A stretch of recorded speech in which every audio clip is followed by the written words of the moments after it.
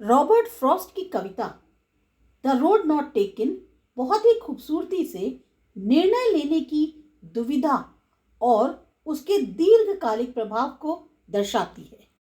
Stanza 1 में बताया गया है कि कवि एक पीले जंगल में दो अलग अलग रास्तों के सामने खड़ा है। वह इस बात से उदास है कि वह अकेले व्यक्ति होने के कारण दोनों रास्तों पर नहीं चल सकता। वह अपने निर्णय पर विचार करते हुए एक रास्ते को देखने की कोशिश करता है, लेकिन वह केवल वहीं तक देख सकता है जहां तक रास्ता झाड़ियों में मुड़ जाता है।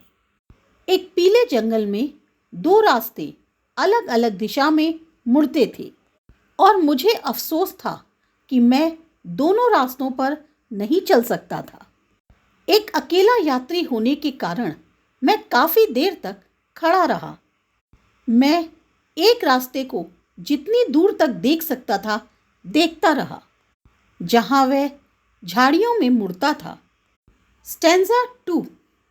आखिरकार कवि दूसरे रास्ते को चुनता है जो उसे समान रूप से आकर्षक लगता है।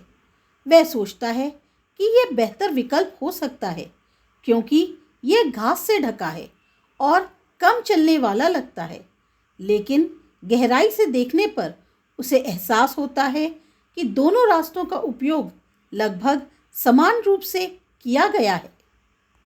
फिर मैंने दूसरा रास्ता लिया जो उतना ही सुंदर था और शायद उसमें चलने का ज़्यादा कारण था क्योंकि वह घास से ढका था और उस पर कम चलने के निशान थे।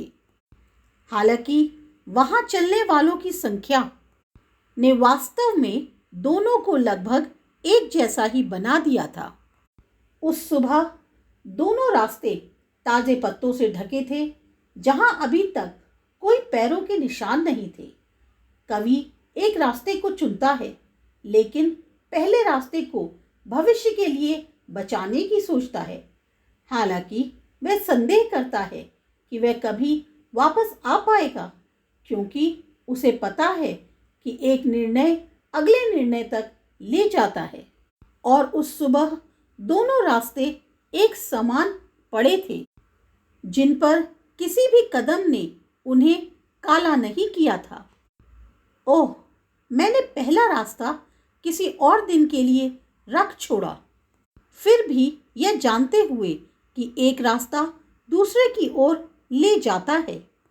मुझे संदेह था कि क्या मैं कभी लौट पाऊंगा। स्टैंजा 4। भविष्य में कवि इस क्षण को एक गहरी सोच के साथ याद करेगा, यह स्वीकार करते हुए कि उसके निर्णय का क्या महत्व था। उसने वह रास्ता चुना जो कम लोगों ने अपनाया था और यही एक निर्णय उसके जीवन को गहराई से प्रभावित कर गया।